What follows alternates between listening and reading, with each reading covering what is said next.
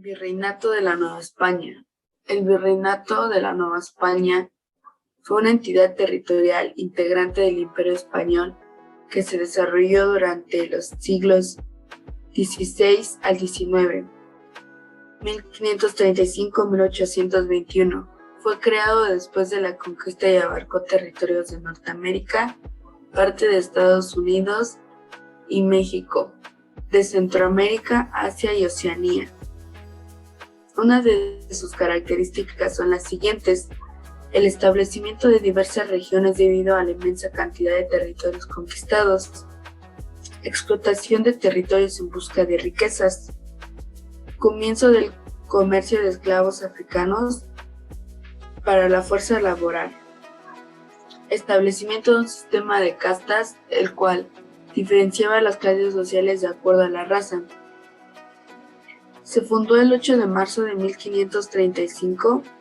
El espacio comprendido por las Antillas, el sur y el centro de Filipinas y los Estados Unidos y Centroamérica. El espacio se convirtió en metrópoli, instaurado ayuntamientos, iglesias e instituciones políticas.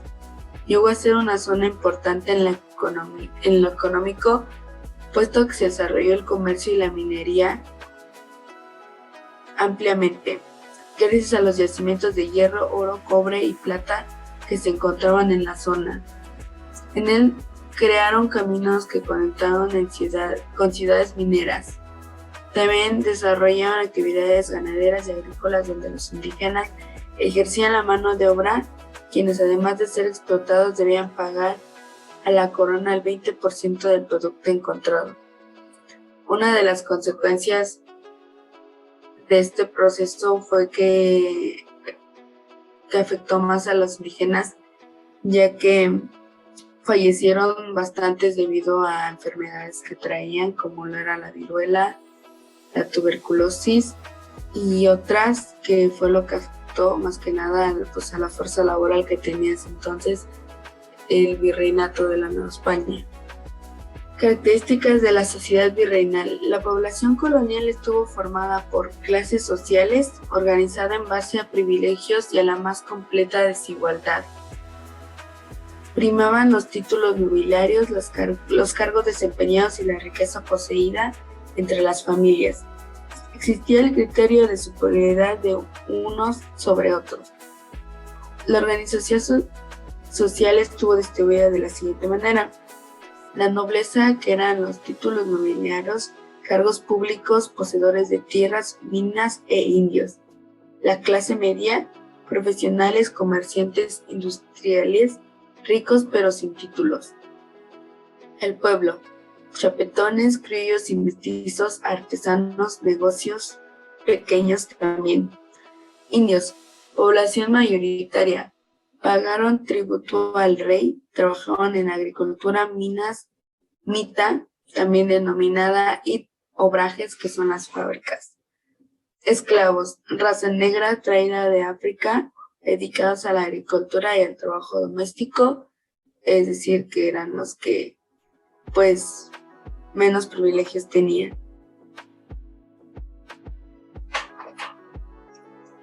¿Qué fue la literatura en el virreinato?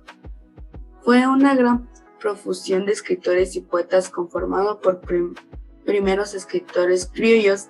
Estuvo demarcada por el género narrativo bien desarrollado por los españoles, como las novelas, empezando con ellas en Perú. Los fenómenos, la Reforma y el Renacimiento. La libertad era el objetivo prioritario de todos en aquella época. Se compusieron letrillas, romances, discursos e himnos patrióticos. El sentimiento indígena para muchas personas y grupos sociales. La emancipación significó el resurgimiento de la cultura aborigen frente al dominio español.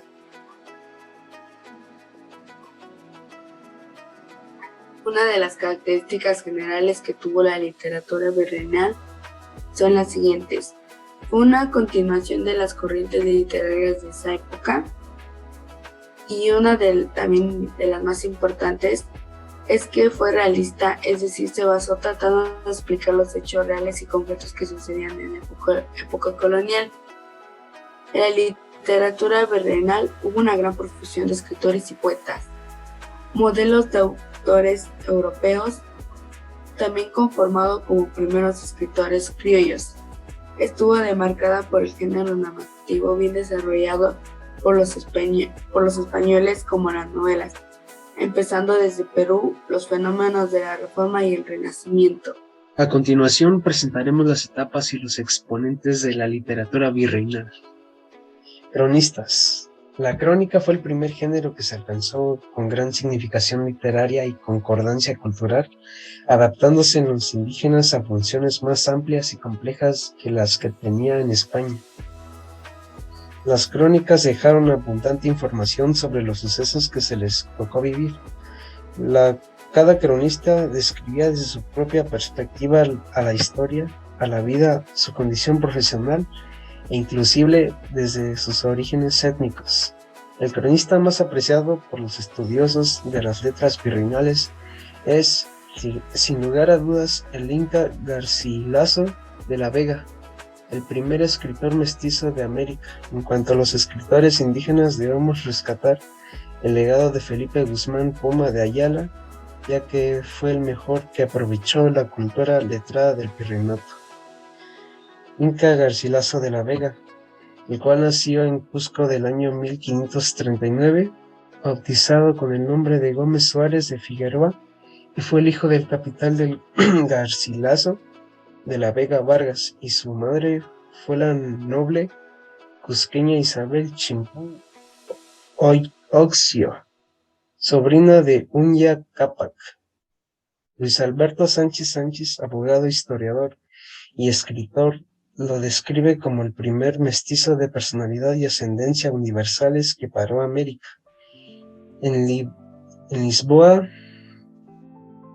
aparecieron dos de sus obras de madurez: La historia de la Florida, la primera parte de los comentarios reales de los incas en 1609 y la segunda parte, conocida como La historia general del Perú, publicada en Córdoba en 1617.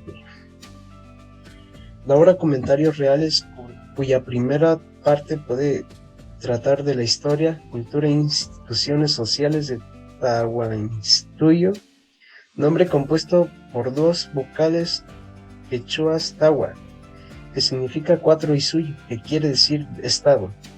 Para escribirla, Garcilaso recurrió a todos los impresos que pudo hallar sobre el mundo andino y sobre todo su propia memoria. En todo momento el mestizo hace gala de su conocimiento de Quichua, del que decía: "Lo mamé la leche materna". En tanto, la segunda parte, titulada Historia General del Perú, da cuenta del desarrollo de la invasión y de las guerras civiles. El clasicismo literario hace referencia a un estilo de escritura que emulaba conscientemente las formas y los temas de la antigüedad clásica, y que se desarrolló durante las eras del Renacimiento y la Ilustración. Este medio se imitaba sobre todo a los grandes autores del periodo greco-romano, especialmente sus poetas y dramaturgos. Los autores del clasicismo literario seguían sus principios estéticos y preceptos críticos. En especial se guiaban por la poética de Aristóteles, el arte poética de Horacio y sobre lo sublime de Longino, reproduciendo las formas grecorromanas: épica, gloga, elegia, oda, sátira, tragedia y de comedia. Estas obras establecían las reglas que ayudarían a los escritores a ser fieles a la naturaleza, escribir lo que generalmente es cierto y plausible. Así el estilo fue una redacción al barroco, enfatizando la armonía y la grandeza. Su principal representante fue Amarilis. La identidad de Amarilis hasta ahora es un misterio que no se sabe a ciencia cierta si es hombre o mujer, aunque cree que es mujer por el contenido de su poema, Epístola de Amarilis o Belardo, que solo se pueden desprender datos sobre el que estuvo recluida como religiosa en un convento y que nació en Huanco. Existen hipótesis En cuanto a su nombre, dicen que se trata de Jeremonía de Garay, Mariatelo de Lara y María Alvarado. La literatura del barroco o literatura barroca es un estilo literario europeo que se desarrolló durante el siglo XVII en España.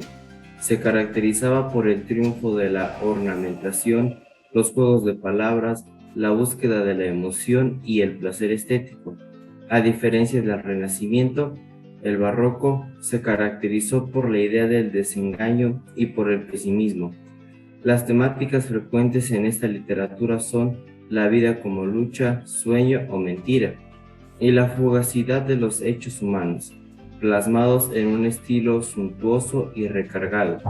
La literatura barroca hace uso desmedido de la adjetivación, el hiperbatón, la elipsis, la metáfora, la perífrasis, la antítesis y las alusiones mitológicas. Carlos de Singhienza y Góngora nació el 15 de agosto de 1645 y murió en el año 1700. Fue un escritor e historiador mexicano nacido en el periodo de la Nueva España, por lo tanto fue considerado como un novohispano. Además, se le consideró un polímata, es decir, un conocedor o sabio en varias áreas o disciplinas. La obra literaria de Singhienza y Góngora, como se sabe, abarcó varias materias. Por tanto, dejó a México amplias bases de conocimiento en el campo de la astronomía, la literatura y la historia. Esto permitió que, desde el punto de vista intelectual, se liberara de las ideas europeas. A través de sus escritos, el erudito dejó constancia de la necesidad de separarse de las convicciones españolas. Carlos brindó a los mexicanos la oportunidad de hacer literatura independiente, en contra de la conquista, con la finalidad de crear su propio conocimiento y cultura, y hacerse valer sin complejo alguno. Sor Juana Inés de la Cruz nació el 12 de noviembre de 1648, Nepantla de Sor Juana Inés de la Cruz. Falleció el 17 de abril de 1695, Ciudad de México. Es la última gran poeta de los siglos de oro de la literatura en español. Su vida intelectual fue muy intensa y abarcó todos los saberes de la época.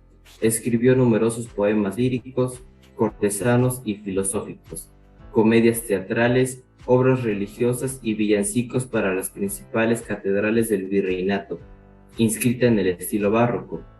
Su poesía es rica en complejas figuras de lenguaje, conceptos ingeniosos y referencias a la mitología grecolatina. Durante su vida, la obra de Sor Juana gozó de una gran popularidad gracias a sus relaciones cercanas con los virreyes. Fue publicada en España y leída con asombro en muchas partes del imperio. Su poesía destaca por una deslumbrante belleza sonora, ingenio refinado y profundidad filosófica. Los siglos XVIII y XIX, dominados por un gusto adverso a la estética barroca, la desdeñaron, pero en el siglo XX se revaloró a Sor Juana como un clásico extraordinario de la literatura hispánica. De acuerdo con la estética renacentista de la imitación, Sor Juana siguió los modelos literarios de la época y en muchos casos los superó. Sirvan de ejemplos el poema Primero Sueño, la comedia Los empeños de una casa o el auto sacramental El divino Narciso. Respuesta de la poetisa a la muy ilustre Sor Filotea de la Cruz, normalmente presentada como respuesta a Sor Filotea de la Cruz, es uno de los textos en prosa más importantes de toda la literatura novohispana. Neoclásico surge a mediados del siglo XVIII hasta inicios del siglo XIX. Puso de manifiesto la actitud pedagógica. Fue una recreación contra las exageraciones del barroco y el clásico. Esto se basaba en que el barroco y el clásico tenían como fundamento el decorar más el texto que el propio texto en sí y su contenido. Así que el neoclásico se basó más en darle importancia al contenido del texto. Uno de sus máximos exponentes fue Pedro, Pedro Peralta Barbueno. Nació en el año 1664, era llamado Doctor Océano. Este apodo llegó a él porque era considerado uno de las personas más ilustradas de su época. Era un gran conocedor de la historia y política. También se nombró catedrático primo de las matemáticas de la Universidad de San Marcos, donde fue rector durante 3 años. Dominaba 4 idiomas, en el cual estaba incluido el francés, el latín, el griego y el italiano. Sus dos obras más importantes fue Historia de España Virreinal de 1730 y Lima Fundada 1732. Entre otras cosas, fue de los más ilustrados durante su época y de los máximos representantes del neoclásico. Francisco Javier Aleve fue un jesuita novohispano, un filósofo, teólogo, canonista, historiador, geógrafo, traductor y creador de obras de gran interés para su época. Él fue criado bajo la orden de los jesuitas durante el virreinato antes de la expulsión.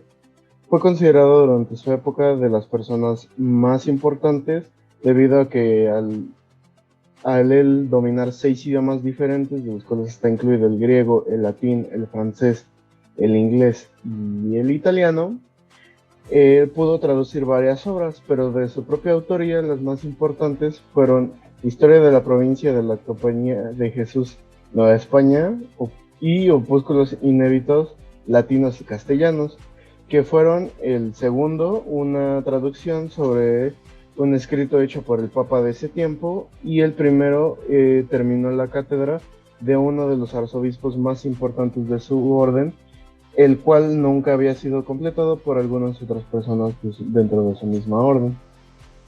Dentro de su propia autoridad queda pocos estudios, pero se basaba más su trabajo en traducir obras hechas por diferentes personas en diferentes idiomas, lo cual lo llevó a ser un